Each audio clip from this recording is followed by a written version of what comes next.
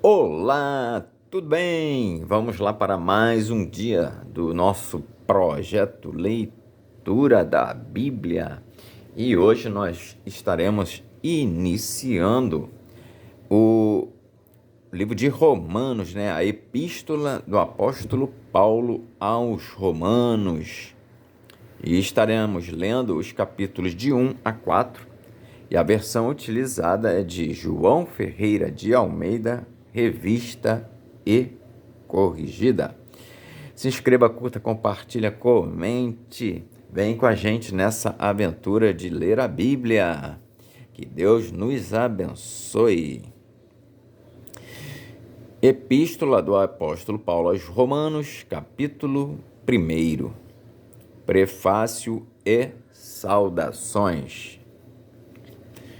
Paulo, servo de Jesus Cristo, chamado para apóstolo, separado para o Evangelho de Deus, o qual antes havia prometido pelos seus profetas nas Santas Escrituras acerca de seu filho, que nasceu da descendência de Davi, segundo a carne, declarado Filho de Deus em poder, segundo o Espírito de santificação, pela ressurreição dos mortos, Jesus Cristo, nosso Senhor, pelo qual recebemos a graça e o apostolado para a obediência da fé entre todas as gentes pelo seu nome, entre as quais sois também vós chamados para serdes de Jesus Cristo. A todos os que estais em Roma, amados de Deus, chamados santos, graça e paz de Deus, nosso Pai, e do Senhor Jesus Cristo. A fé dos romanos. Paulo anela vê-los. Primeiramente, dou graças ao meu Deus por Jesus Cristo, acerca de vós todos, porque em todo o mundo é anunciada a vossa fé. Porque Deus, a quem sirvo em meu espírito, no Evangelho de seu Filho, me é testemunha de como incessantemente faço menção de vós, pedindo sempre em minhas orações que, em algum tempo, pela vontade de Deus, se me ofereça boa ocasião de ir ter convosco, porque desejo ver-vos, para vos comunicar algum dom espiritual, a fim de que sejais confortados, isto é, para que juntamente convosco eu seja consolado pela fé mútua, tanto vossa como minha. Não quero, porém, irmãos, que ignoreis que muitas vezes propus ir ter convosco, mas até agora tenho sido impedido, para também ter entre vós algum fruto, como também entre os demais gentios. Eu sou devedor, tanto a gregos como a bárbaros, tanto a sábios como a ignorantes. E assim, quanto está em mim, estou pronto para também vos anunciar o Evangelho, a vós que estáis em Roma. O assunto da epístola: a justiça pela fé. Porque não me envergonho do Evangelho de Cristo, pois é o poder de Deus para a salvação de todo aquele que crê, primeiro do judeu e também do grego, porque nele se descobre a justiça de Deus de fé em fé, como está escrito: mas o justo viverá da fé. A idolatria e depravação dos gentios. Porque do céu se manifesta a ira de Deus sobre toda a impiedade e injustiça dos homens, que detêm a verdade em injustiça, Porquanto o que de Deus se pôde conhecer, neles se manifesta, porque Deus lhe manifestou. Porque as suas coisas invisíveis, desde a criação do mundo, tanto o seu eterno poder como a sua divindade, se entendem e claramente se veem pelas coisas que estão criadas, para que eles fiquem inexcusáveis. Porquanto, tendo conhecido a Deus, não o glorificaram como Deus, nem lhe deram graças. Antes, em seus discursos se desvaneceram e o seu coração insensato se obscureceu. Dizendo-se sábios, tornaram-se loucos e mudaram a glória do Deus incorruptível em semelhança da imagem de homem corruptível, e de aves, e de quadrúpedes, e de répteis. Pelo que também Deus os entregou às concupiscências do seu coração, à imundícia, para desonrarem o seu corpo entre si.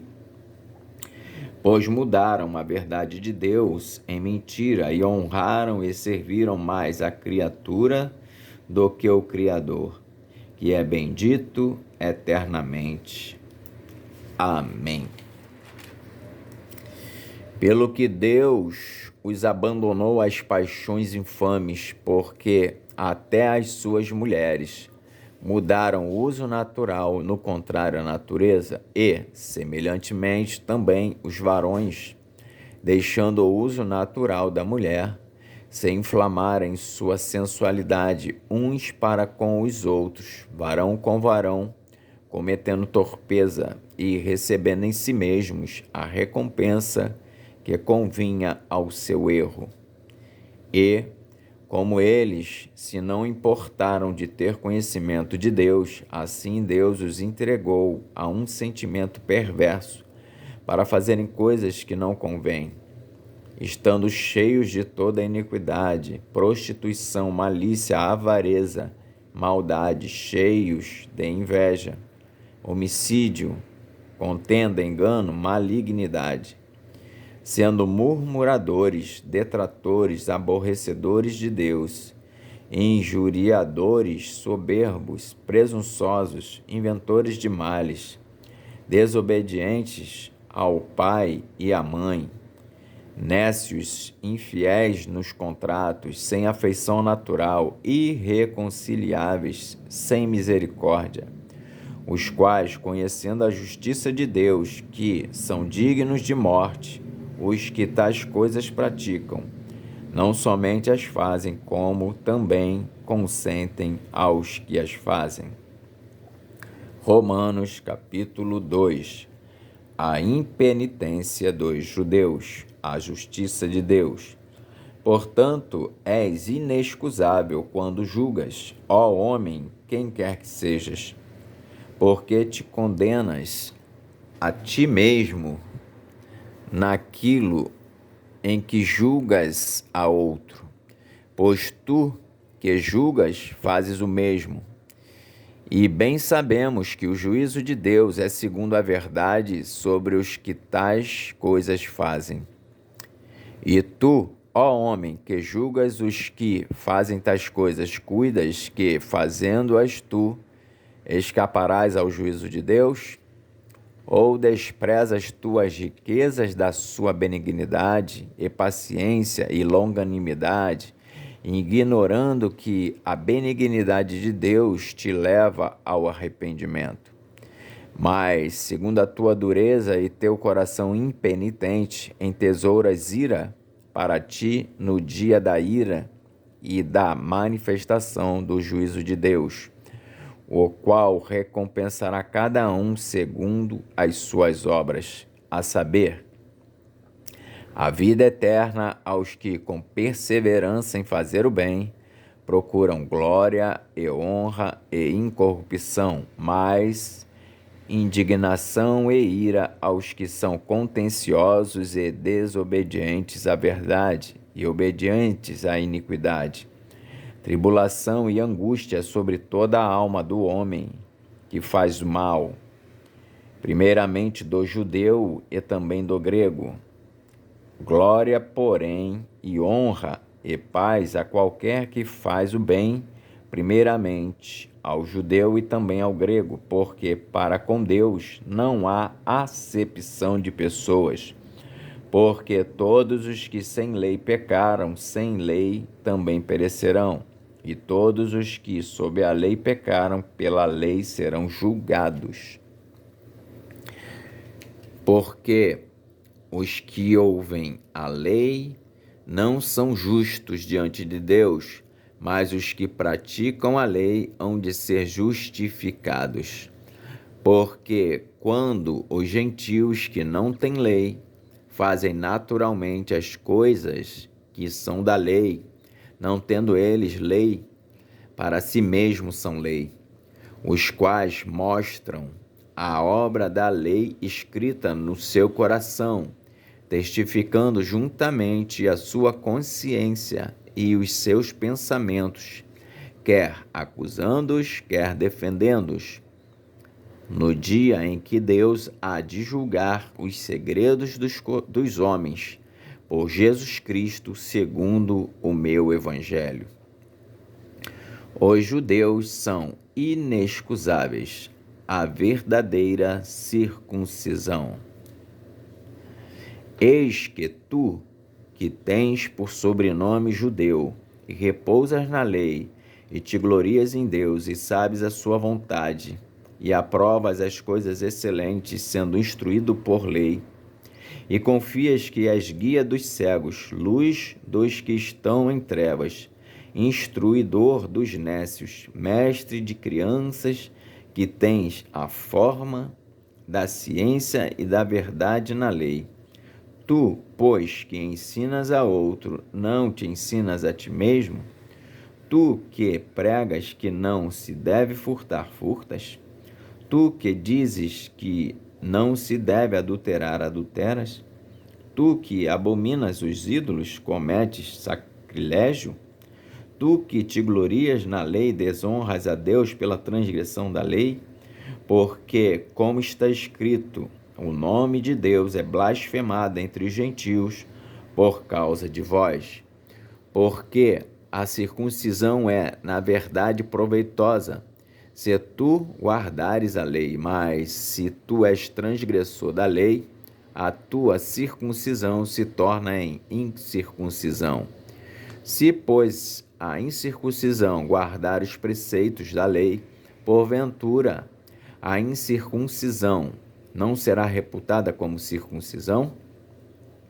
E a incircuncisão, que por natureza o é, se cumpre a lei, não te julgará porventura a ti, que pela letra e circuncisão és transgressor da lei?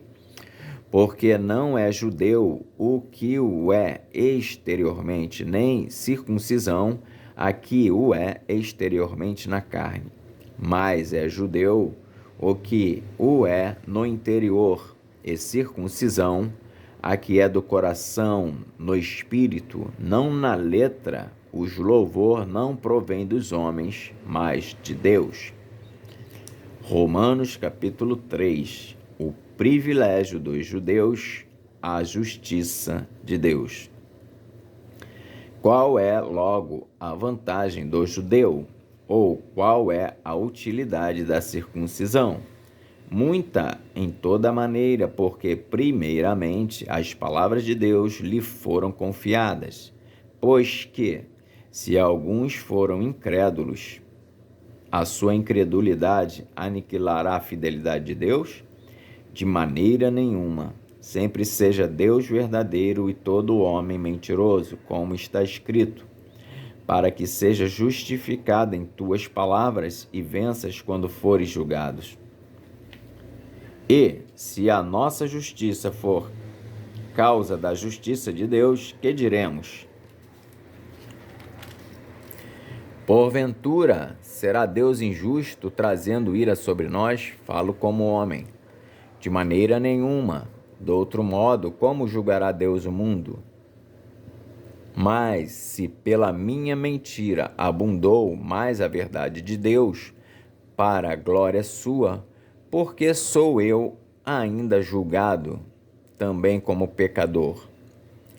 E por que não dizemos, como somos blasfemados, e como alguns dizem que dizemos, façamos males para que venham bens? A condenação desses é justa. Todos os homens estão debaixo do pecado. Pois que somos mais excelentes? De maneira nenhuma, pois já dantes demonstramos que tanto judeus como gregos, todos estão debaixo do pecado. Como está escrito, não há um justo, nenhum sequer. Não há ninguém que entenda, não há ninguém que busque a Deus. Todos se extraviaram e juntamente se fizeram inúteis. Não há quem faça o bem, não há nenhum só. A sua garganta é um sepulcro aberto. Com a língua tratam enganosamente, peçonha de áspides está debaixo dos seus lábios, cuja boca está cheia de maldição e amargura. Os seus pés são ligeiros para derramar sangue. Em seus caminhos há destruição e miséria. E não conheceram o caminho da paz. Não há temor de Deus diante de seus olhos. Ora, nós sabemos que tudo o que a lei diz aos que estão debaixo da lei o diz, para que toda a boca esteja fechada e todo o mundo seja condenável diante de Deus. Por isso, nenhuma carne será justificada diante dele pelas obras da lei, porque pela lei vem o conhecimento do pecado, a justificação pela fé em Jesus Cristo. Mas agora se manifestou sem a lei a justiça de Deus, tendo testemunho da lei e dos profetas, isto é, a justiça de Deus pela fé em Jesus Cristo, para todos e sobre todos os que creem, porque não há diferença. Porque todos pecaram e destituídos estão da glória de Deus, sendo justificados gratuitamente pela sua graça, pela redenção que há em Cristo Jesus, ao qual Deus propôs para propiciação pela fé no seu sangue, para demonstrar a sua justiça pela remissão dos pecados dantes cometidos, sob a paciência de Deus, para a demonstração da sua justiça neste tempo presente, para que ele seja justo e justificador daquele que tem fé em Jesus. Onde está logo a jactância? É excluída.